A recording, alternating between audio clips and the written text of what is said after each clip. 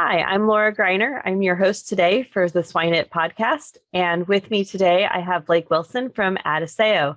Blake, it's a pleasure to have you here today. Good afternoon. How are you doing? I'm doing great. Thanks. So it's wonderful conversation we were having before we started the recording. I wasn't very familiar with some of your background. And so would you mind starting with just where you've been and how you got to where you're at today for the audience? Absolutely. So I am the commercial director for 𝘕𝑒𝑎𝑜 Swine business. I've been with 𝘕𝑒𝑎𝑜 going on 3 years now. Before joining the Swine team, I was on the poultry team and handled the Southeast for them. So I actually live just outside of Athens, Georgia, born and raised on a poultry farm out there. And then previous to 𝘕𝑒𝑎𝑜, did a stint at 𝘕𝑗𝑰𝑚𝑒. And before that, I was in live production working in integration. Great. So a lot of business experience then, would that be fair to say? You could say a fair amount. Yeah. So I understand that in addition to just your business experience, you're pursuing now a master's degree in business. So would you mind sharing a little bit about why you chose to go down that route? Absolutely. So it's something that I've always considered ever since I even finished up my undergrad. And when I finished my undergrad, I had a open position working at a processing plant in South Carolina. And so I went straight out of school working on the poultry side, working at a processing plant, and then been in the industry in that aspect, especially on the production side, for over 10 years after I graduated school. Once I finished production and got into the sales side, I realized I was missing a key component that would help me to really deliver what I would say is a quality job for not just for 𝘕𝑒𝑎𝑜, but for myself. And that knowledge, that education is something that I desired. Like I said, I always had thought about doing it. And the time came.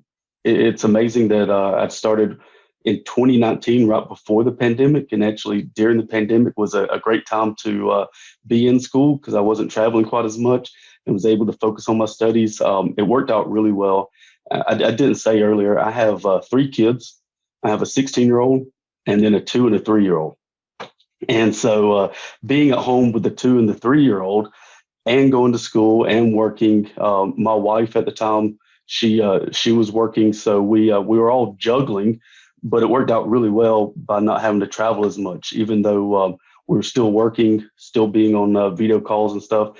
Being able to be home and not have to go through my master's while trying to travel was a blessing that I didn't even know was going to happen. Yeah, that's so true. I think we all learned how to juggle our careers and our children in the household at the same time. But that's wonderful that you're able to take advantage of that and do that education. When you're talking about an MBA, I understand there's a couple of different types of MBAs. Could you maybe help our audience understand the MBA program that you're doing versus some of the other options that are out there? Yeah, absolutely. So when I was looking at going back and doing my MBA, I looked at all the different ones. So the one that I most considered before selling on the program I'm in was a web MBA, because I am working, I do have a family, and it's something I could do at my own pace. The web MBA is a quality degree, quality education, but I don't do as well virtually. And so I really wanted that in person. And then you start looking at a traditional MBA. Well, that requires you to be on campus during the week. Like I said earlier, I'm married, I have a family, and I'm working full time. So that didn't really work out for me. And then found the executive MBA program. And so I'm currently in the executive MBA program at Kennesaw State, graduate this May. So I'm finishing up my final classwork right now. And that executive MBA program for me, it's weekend based. So I go Saturday and Sunday to class. Usually it's every 3 weeks. Since the pandemic, it went to once a month for safety reasons, which then allowed me to do my current job during the week, and then also gave me the flexibility to also be there as a husband and a father for my kids, and only taking up a little bit of time on the weekends. Now, doing the actual classwork and homework, you have to be creative on finding the time to do that. But the executive MBA program was by far the best option for myself. Yeah, I have a few friends that have also pursued that type of program where they do it on the weekends. And that seems very good for our individuals, like you said, that already have a job and potentially a family as well that they're trying to balance. When we think about our students today that are finishing programs in their college careers, what recommendations do you have for them as far as what does an MBA give them? I think that's one of the big questions they ask is, should I stay and do it, or should I go work for a while and then do what you're doing today? Yeah, so I would say a lot of it depends on what your undergraduate degree is in first. If it is animal science, or like for myself, I have a history degree as my undergrad. And so there's no business background there. And you learn a lot during your working career, but you don't get all the fundamentals. You don't get the economics, the accounting, the finance exposure. So if you have a science degree or a liberal arts degree that doesn't have any business background, I would say it's probably very valuable for you to go ahead and go through an MBA program before you get into the work field, because once you get in that workforce, it's so hard to go back to school. I mean, I was 15 plus years out of my undergrad before I found the opportunity to go back to school. And then it's even tougher because you are usually married, you're working, you have a family, and trying to juggle that plus school is not the easiest route to go. But then again, if you have a business degree of some sort, whether it's a ag economics or a general business degree, it may actually benefit you to go ahead and go in the workforce for a few years, get some experience before you get your MBA, because then there's different types of MBAs. We touched on them with the web MBA versus a traditional versus an executive. My executive MBA is basically broken down into two categories. We have the business portion, which is considered one class load, and that's your accounting, your finance, your economics.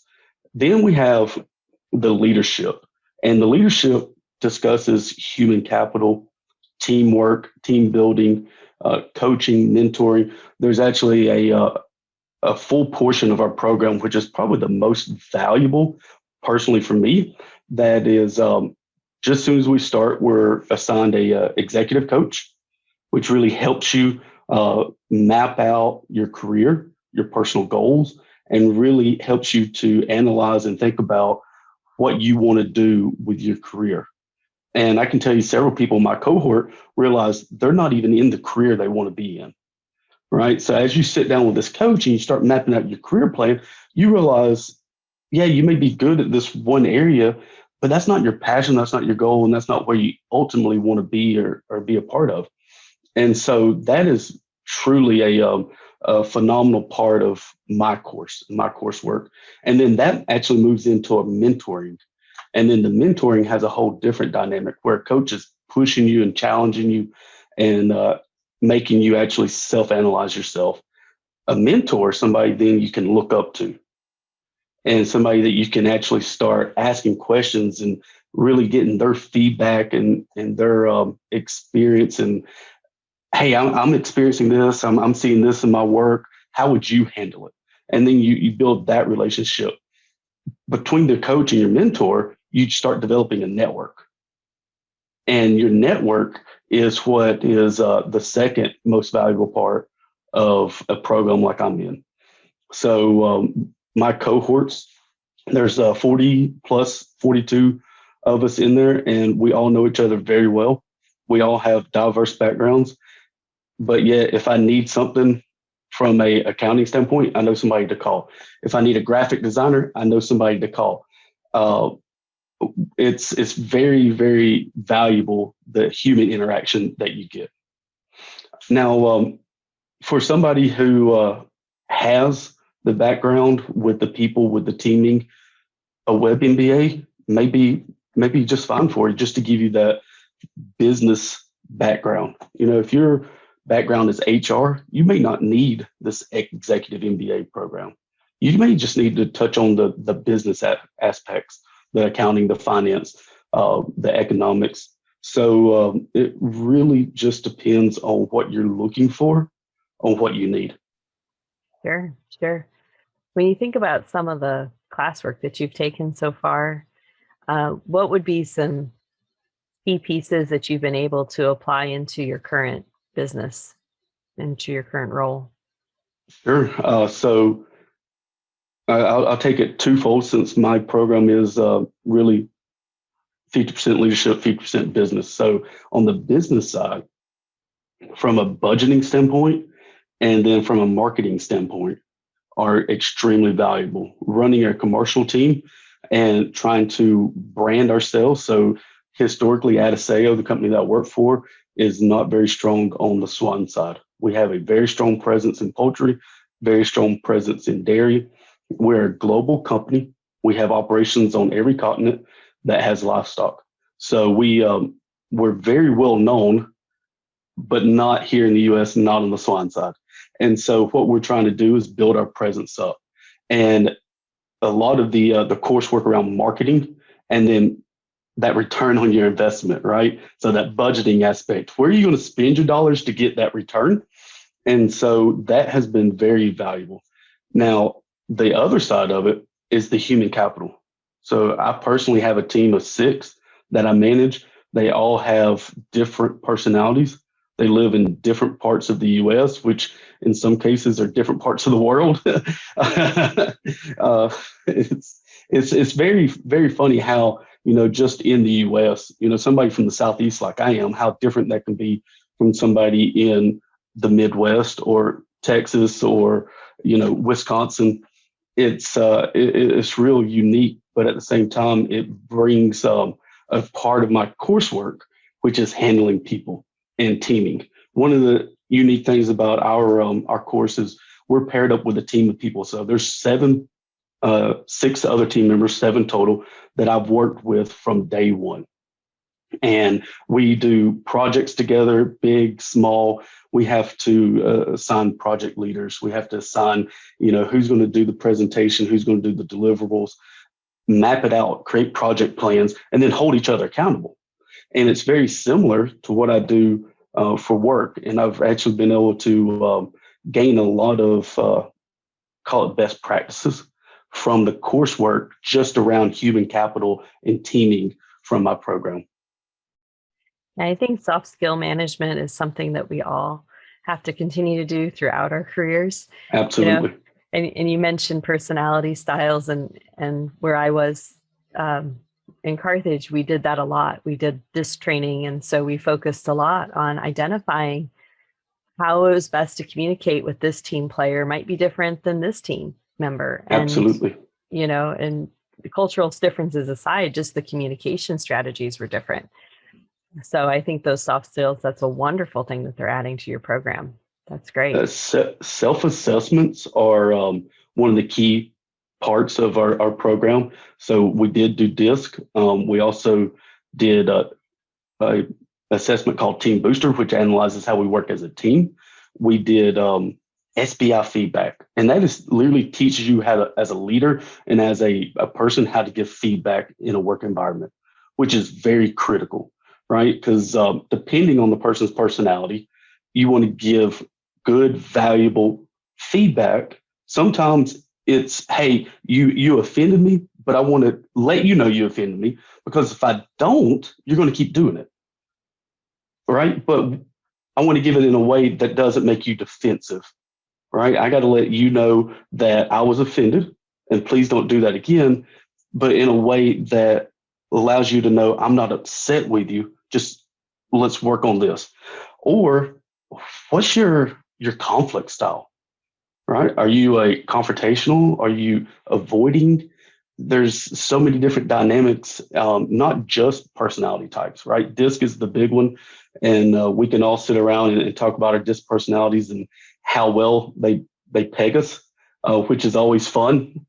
And there's others. Insights is another good one that really looks at your personalities. So those self-assessments are absolutely very valuable, and something that I would highly recommend anybody do that's in a leadership position or looking to grow their career. Do you ever do those with your team members now in your current job? We do. We actually, Insights is something that our company promotes. And so we just went through Insights training, which is very similar to DISC, but I would say a little bit more in depth. And it pegs you. I mean, you only answer, I think it's less than 50 questions, but the way they peg you and your personality is very insightful. Yes. Yes. I can remember sitting with my team and reading my traits, and they were all laughing and pointing at me. They're like, "Oh my gosh, that's exactly you." And there were things that I didn't realize I was doing that was upsetting my teammates. And so once you're aware of it too, it's being aware that you're doing it, and, you know, finding new ways to manage a team or to work with teammates in group settings. Yeah, actually, one of the cool things that we studied in class that I'd never really thought about, and it's now that I've studied it, I hear it all the time, but that's your emotional intelligence, your EQ. Everybody's born with a certain level of IQ that you can hit, but your EQ, you can actually invest into it, and you can grow your EQ, your emotional intelligence.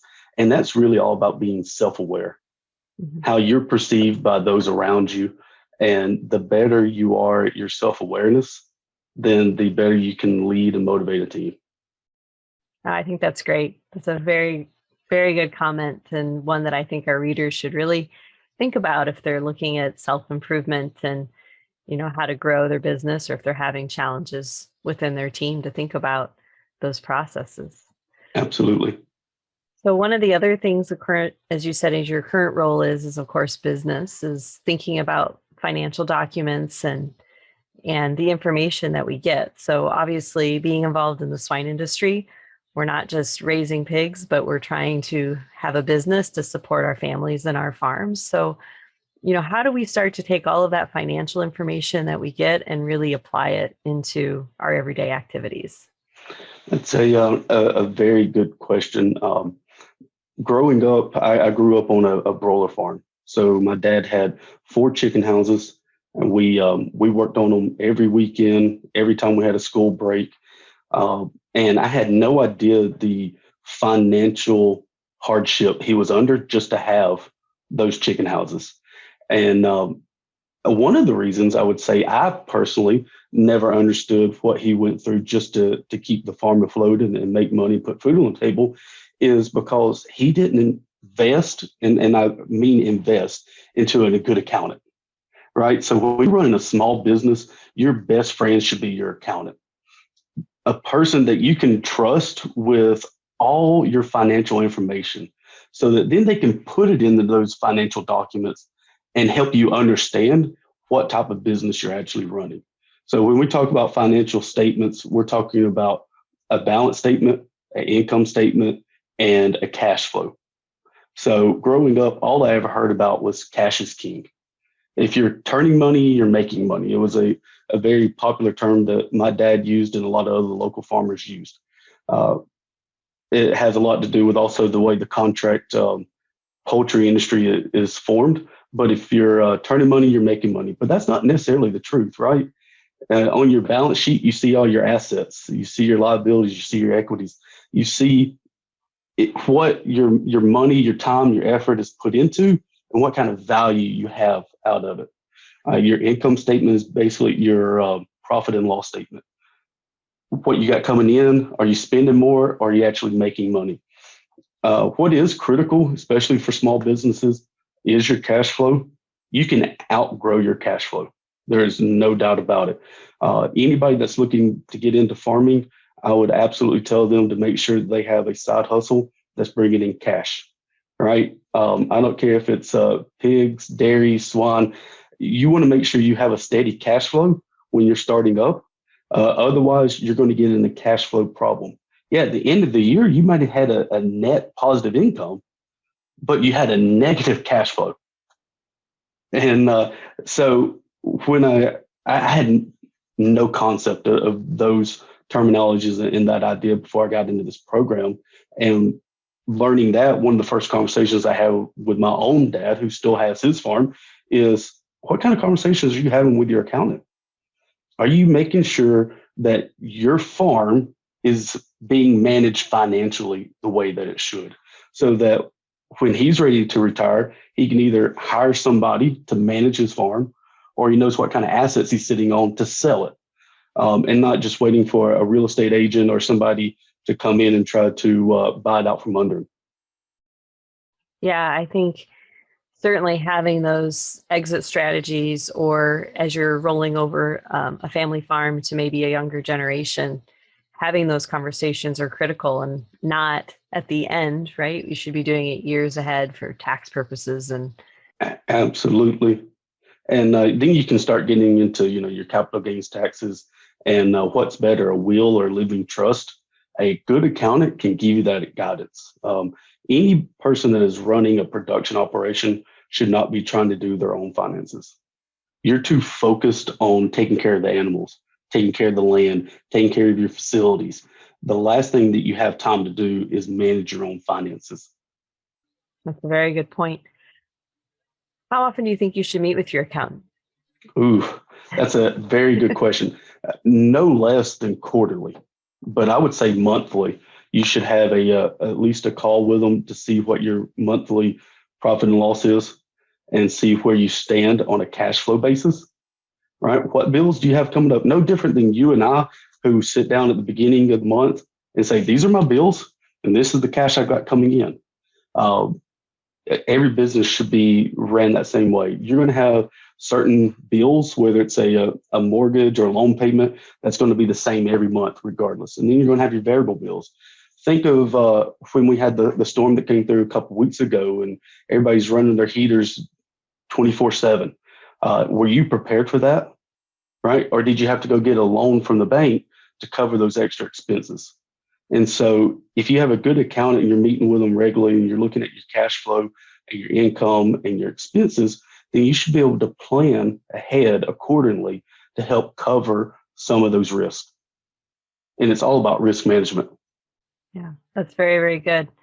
So when we think about risk management, what would be some key criteria that you should be looking at? So you talked about cash flow, but when you really get down to risk management, what should be some key things to be thinking about? If we're talking about a production facility, when we talk about risk management, if you don't have your own feed mill, have a great relationship with a feed mill, and with a feed mill that has quality ingredients, right? So if you have quality ingredients, then you're less likely to have disease because of them. And if they are carry quality ingredients and they have steady supply, right, you're less likely to run out. So that's risk management number one. Risk management number two, not only should you have a good relationship with your accountant, you should have a good relationship with your banker. Right. So if you do get in a pinch, you can get access to liquidity, to cash fast. And so you want to make sure, just like I told you at the beginning, one of the great things about my program is the networking. You should be doing that within your community as well. You should have your banker, your accountant, you should have your feed mill, your nutritionist. I'm on the nutrition side. So the relationship a producer has with a nutritionist is very essential. The relationship you have with your veterinary is essential. And taking all of their opinions into account before you make a decision is a way to mitigate a lot of your risk, right? Don't just go with one person's opinion all the time, whether it's your nutritionist or your veterinarian or the feed mill or the bank, because the bank may not lead you down the right direction either, or your accountant. Your accountant doesn't know anything about raising pigs. They only know about numbers. So you have to take all the information you gather and use it and make a wise decision. You don't always have a black and white decision, but at least you mitigate as much of the risk as possible when making that decision. Yeah, I think the other thing I think about too is I always think about your historical information. So what's the market trends and how do we offset from highs and lows and some of the risks that we see? And some of it's predictable and obviously some of it's not, but how do you manage through some of those financial risks just of the ebbs and flows of market? I think those are, it's a very interesting question to pose. Do you have any ideas or suggestions to our viewers for that? Historical data is historical data for a reason. It shows you a past that is oftentimes comes back around, right? We have cycles in our economy. We have cycles in our crop production. We have cycles in our weather patterns. And if you can take all that information and use it to make a solid decision, once again, you've mitigated so much risk. Oftentimes, and I find this in myself and with my dad when I sit down and talk actual business with him, if you don't take that data and actually analyze it, some of the decisions you feel like you're making off of past experience doesn't line up with the data. And the data it is king, right? I've taken feed sample after feed sample after feed sample, and you feel like you've got a good feel of what may be in that until you actually analyze it. And then you analyze it, and then you analyze it, and then you analyze it, and then you realize over a stretch, this feed mill that I've been working with that looks beautiful on the outside, their mixer CVs are terrible. Sure. And so it's all about taking that data and using that data wisely and making sure that you're taking advantage of the information that you have. I think that's extremely fair. And we talk about that a lot in the swine industry, not just financial data, but production data, and how we may not be using it to help guide us in the direction that our business should go. But I think at times people almost feel overwhelmed by the amount of data that could be coming at them, right? So Sure. We do have the money coming in, but we also have all this information from our sow herds or our grow finish barns. And so how do you start to manage all of that data where, it's important, but how do you start to separate it out and focus in on the key pieces? Growing up in the poultry industry, we always talked about feed, water, air. You get those three right, then you've done basically all you can to make sure the animal's taken care of. And ultimately, it doesn't matter which industry we're looking at, it's all about the animal. And we want to give them the optimal opportunity to grow the best they can to their genetic potential, right? And so you have all this history, all this data coming at you. Well, rely on the people who know how to read it. So rely on your nutritionist, rely on your vet. For yourself, when you're talking about taking care of that animal, whether it's for your sow herd or your grow finish, then manage the stuff that you know, right? Coming from a production background myself, I know feed, I know water, I know air. I know how to manage an environment where an animal can thrive. I know how to make sure to have clean water, right? I know how to make sure to have my CO2 going out and oxygen coming in, right? Handling that negative pressure atmosphere.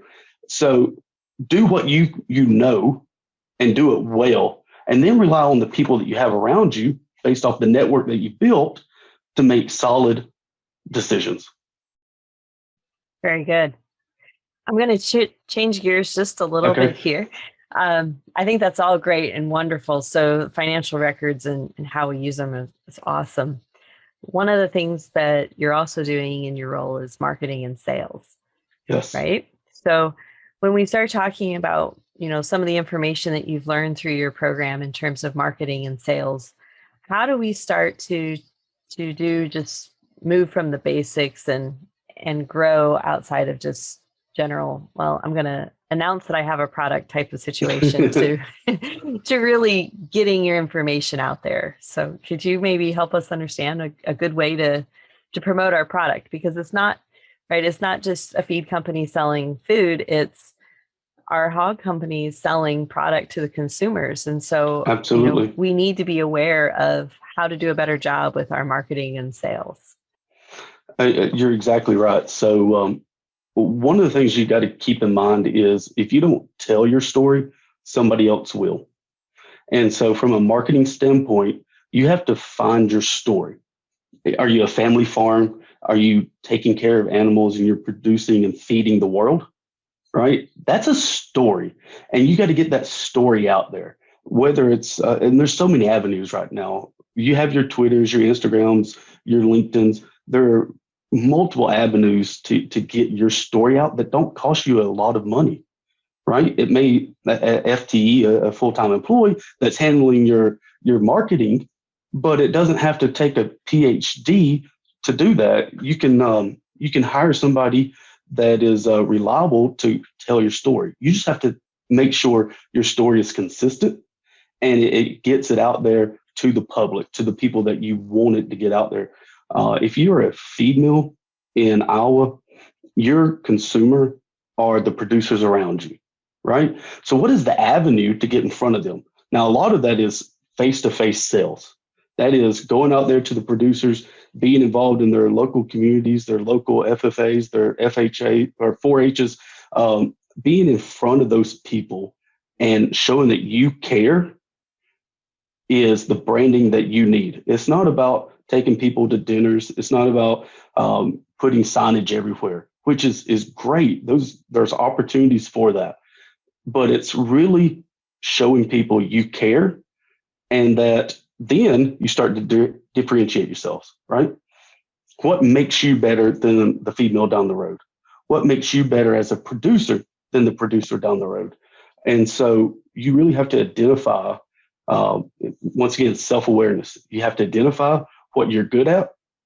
You have to find what you can benefit on by promoting. When I look at on the poultry side, a couple of companies here in North Georgia that really hit it big before ABF movement, they went ahead and made that decision, right? They made that decision to go ABF right away before anybody else did, and they promoted a healthier animal, and not just a healthier animal, but an animal that's healthier for you. Now, that's marketing.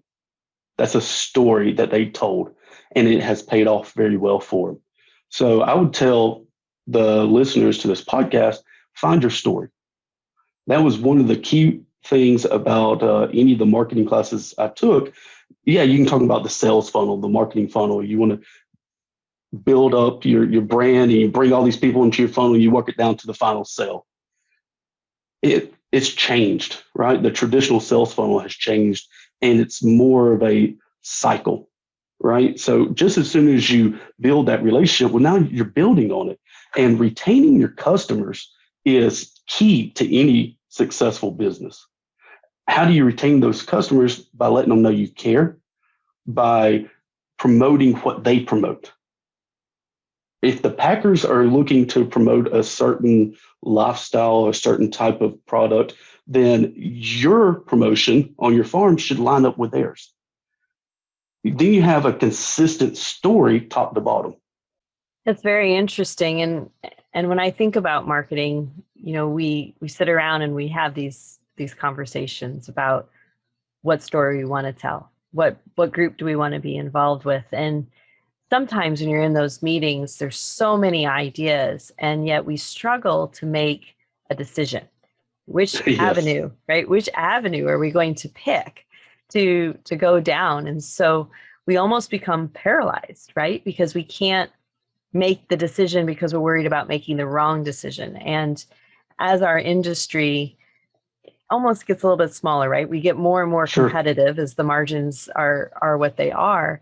How do we help groups, and whether that's the producer or, the student or, a company, what advice can you give them for figuring out how to make the right decision?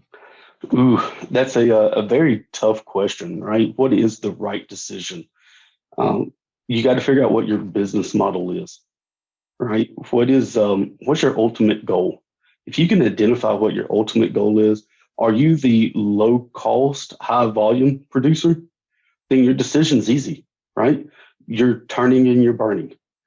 If you are the high value, high quality product producer, you are then going to focus your attention on high quality feeds, high quality employees. Your margin on your product is going to be bigger, but your volume is going to be much smaller. And so then it's all about analyzing your return on your investment, what it costs for input versus what you're going to get on your output. Once you identify what you want, then the decisions become much smaller and easier to focus on. You can't be good at everything. You can't. So you got to find that one thing you can hang your hat on to focus on so that you can live and die on that. But you also have to be flexible with the markets. And COVID has taught us all to be flexible, right? It has taught producers to lock in shackle space, right? Don't live and die by the cash basis. I'm all for going to the casino and putting $100 down on black and on red, right? Because either way I win. So you got to figure out what your business model is. But once again, it's all about your network. It really is. Expand your network, expand your relationships, and then you can really find your niche and then be good at it. Very good. I think that's great advice to our audience. Blake, as we're wrapping up our time together, are there any final points that you'd like to share with the group? Just thank you for this opportunity. It's a great time to sit down and talk about something I've been doing for the last couple of years. It's an opportunity to introduce myself to a lot of your listeners that I've never met. So I'm looking forward to meeting everybody in person. I would say probably the first opportunity would be World Pork, which fingers crossed, it does go on this year. We're looking very much so to getting out there in June. And then I do have to do a little plug for 𝘕𝘂𝘠𝘀. So if you have any questions, don't hesitate to reach out to me or to any of my team members at 𝘕𝘂𝘠𝘀. We're here to help. Great. Well, thank you. So as we kind of wrap up, Marcio likes to have a few questions that we ask all of our participants, as you know. So the first question I ask is, what swine book do you use for your resources? Right now, being in school and then having two young ones, the Three Little Pigs is about as, yeah. Once I wrap up my MBA, I'll be looking for good swine books that I would love for recommendations. But right now, my plate's full when it comes to reading material. There's some good lessons learned from the Three Little Pigs. So that there is. It's very fair. Well, how about a non-swine book? Are there any that you would recommend to the audience? Oh, there's several. One that I just wrapped up reading, and I know I've talked about networking quite a bit today, and that's Never Eat Alone. So that is a great one to read, and it's all about managing your network, and it's not about having a lot of people. It's having quality relationships that give, and you receive, and you give back, and they receive, and you build upon that. Relationships aren't one way. Great. I'll have to look into that one. And then lastly, when you think about being successful, whether it's being successful in the swine industry or being successful in business, what do you think are some qualities that a person should be working on to be professional and be successful? Successful is a term that means different things to different people, right? For me, one of the assignments that I had in school was very similar to this, and it took a lot of self-evaluation and internal thoughts to really define success. And for me, success is my family taken care of? Are they financially, and are they healthy? If so, then am I happy doing what I'm doing? And if those line up, then I think I've been successful in what I'm doing. Very insightful. That's a great answer, Blake. I like that one. So again, we have Blake Wilson with us today for our Swine It podcast. And when we think about what Blake and I have talked about for the last few minutes, is really that we want to focus on networking. We want to make sure that we have people from a variety of areas to help us be successful in our businesses, as well as our personal career paths and personal lives. And we want to be thinking about how we share that story, how we're telling our business to the world, and keeping it so that our business, keeping it so that our business focuses in on making the right decision. And the right decision for your business might be different than your neighbors down the road or Absolutely. Your competitor. So from that, Blake, we thank you for your words of wisdom today and your conversation, and I wish you all the best. Hey, thank you. Yeah, thank you. Imagine if, with a few key concepts, you could have the potential to create a massive positive impact by bringing from hundreds of thousands to millions of dollars for swine producers. Join us on this small group and go to the next level of swine nutrition on this 7-week-long elite online training in applied swine nutrition and feeding by myself and my world-class invited speakers. Additionally, you enjoy an exclusive community to exchange ideas. Go now to www.eliteswinenutritionist.com.